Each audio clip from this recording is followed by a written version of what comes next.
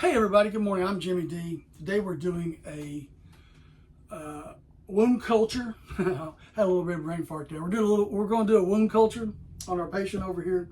And as always, we're going to observe general principles and safety practices and 11 routes of medication for our little patient. We have made contact.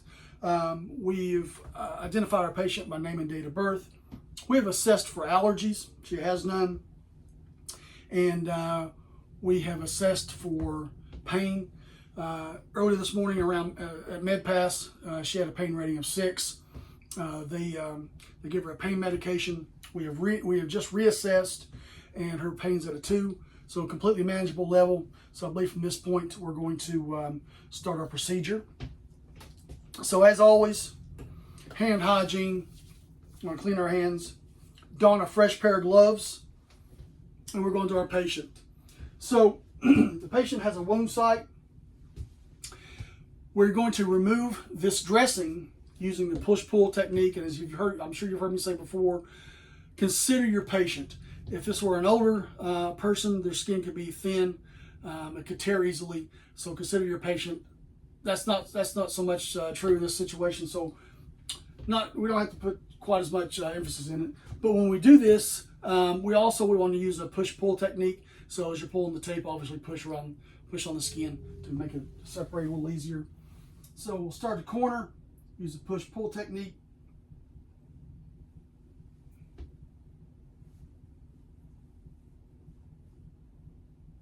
All right. And from here we want a taco. We're going to look at the type, the amount, the color and consistency, and the odor on the bandage and on the wound site. For purposes of this video, the bandage is clear. We're going to go ahead and pitch it. We're going to look at the wound site. We're going to taco the wound site. We want to know if the edges are well approximated or not. We want to know the amount of drainage, if any, the color and consistency, again with the drainage. And of course, we're going to use our olfactory senses to tell us if there's any odor or not. And for the purpose of this video, the wound's clean, the wound is clear, and from here we're just going to do a culture. So, gloves are off. We're going to do hand hygiene.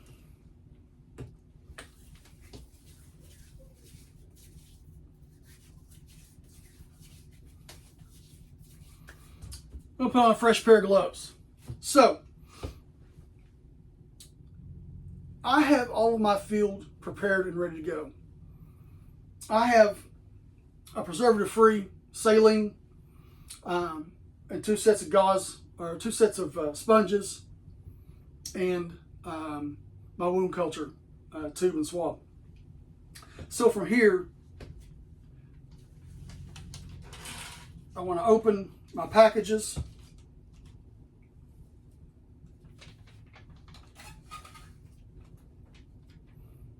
This is not a sterile technique, but you still want to be clean with it. Put your preservative-free saline on one set of sponges. We're going to use 1 set for cleaning the wound, the 2nd set for drying. So those are all wet.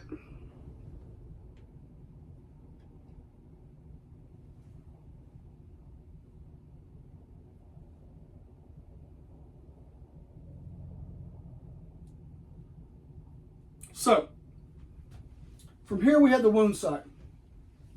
A little different from the last time. Instead of it running vertically, it's now running horizontally. Same thing. We want to start in the center, work our way down, go to the outside edge, work our way down, then the inside edge, work our way down. Each time we do that, we're getting a fresh sponge. So, start in the center. Let's not cross that open field. Start in the center. Clean our way down. We're going to pitch it. Pick up a new wet sponge. And again, we don't want to cross that field. Luckily, I'm ambidextrous. Left hand.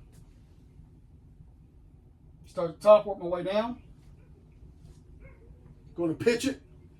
Pick up a new wet sponge. This time we're going to work from the inside. Top to the bottom. Pitch it. We don't need any more wet sponges.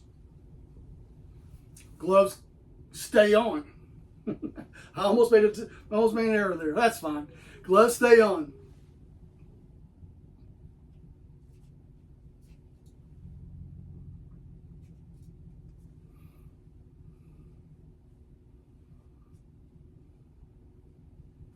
Now we're going to dry it.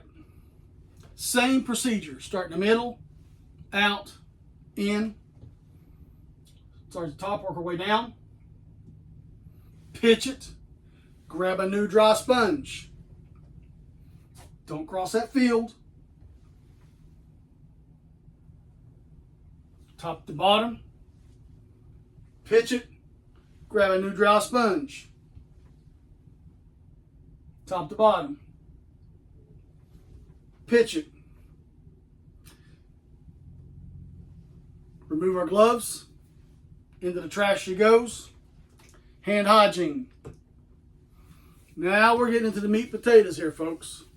This is why we're here. This is why we showed up. This is why we came to work today.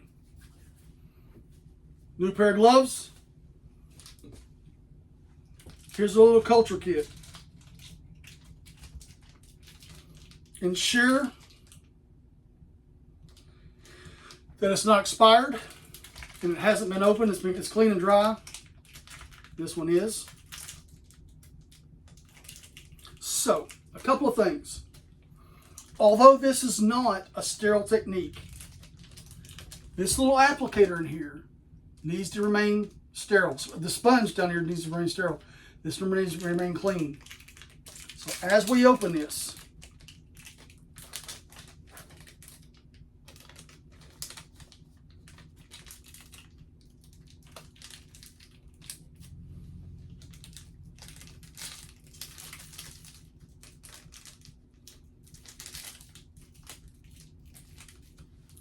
now, this little tube right here, the one on the inside, not the sponge, not the applicator, not the one we're going to be taking the sterile procedure or the wound culture with. This tube itself has a cap. You'll need to twist this cap off. As you twist, pull away. That will go into the trash. Now we're ready for our wound culture. We'll take our applicator out.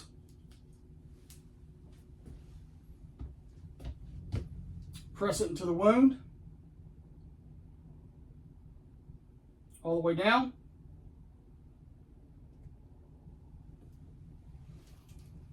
Now we're going to reapply it inside the tube without touching. It's like playing the game Operation. Without touching the outside. Boom, just like that. Put that bad boy on. Easy peasy, folks. Take her gloves off. Into the trash she goes. Hand hygiene. Final couple of steps, folks. Depending upon your facility's policy, you'll need to label this tube. An example would be use a patient sticker, put your initials, date and time on it, and off to the lab she goes. Whatever your facility's policy is, do that. Final step, can anybody guess what it is?